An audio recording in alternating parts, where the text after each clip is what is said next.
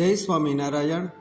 તારીખ 25/5/2026 અધિક જેઠ સુદ દશમ સોમવાર સંવંત 1880ના આસો વદ ત્રીજના દિવસે શ્રીજી મહારાજ ગઢપુરમાં ગંગાજળિયા કૂવા પાસે સ્નાન કરતા હતા।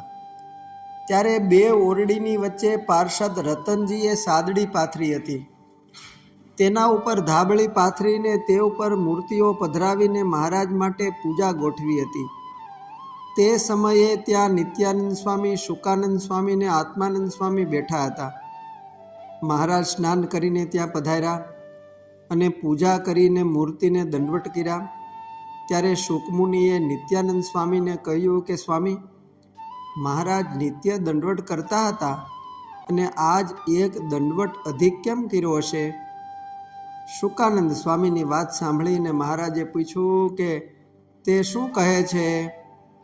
ત્યારે નિત્યાનંદ સ્વામીએ કહ્યું, જે મહારાજ, એ તો શુકમુનિ એમ કહે છે જે મહારાજે આજ એક દંડવટ અધિક કેમ કર્યો?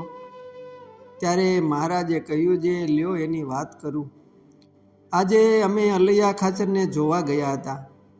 તે એને જેવું દુઃખ થયું તેવું તો કોઈનું દુઃખ અમે ભાળ્યું નથી। સંતો ભક્તોનો અભાવ અવગુણ આવવાથી અલૈયા ખાચરને આંતરિક દુઃખ ખૂબ આવ્યું છે।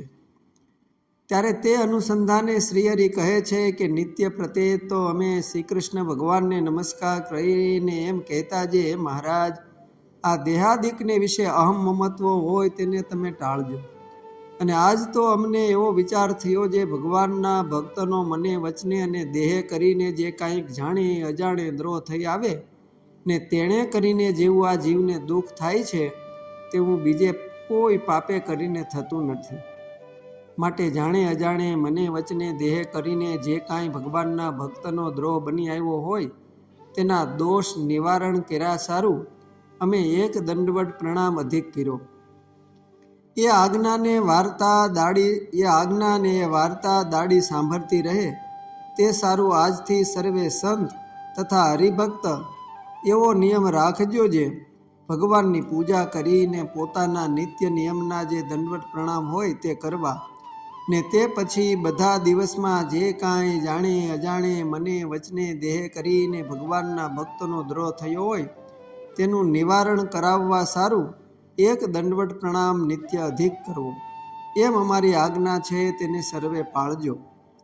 શ્રી હરિચરિત્રામૃત સાગરમાં આધારાનંદ સ્વામીએ એમ નોંધ્યું છે કે મહારાજ દરરોજ પૂજામાં 5 દંડવટ કરતા ને એ પછી એ દિવસે એક અધિક વધાર્યો એટલે કાયમ 6 દંડવટ કરતા હતા। અસ્તુ જય સ્વામિનારાયણ। શ્રી વચનામૃતમ સંપાદક 4 સદગુરુઓમાંથી।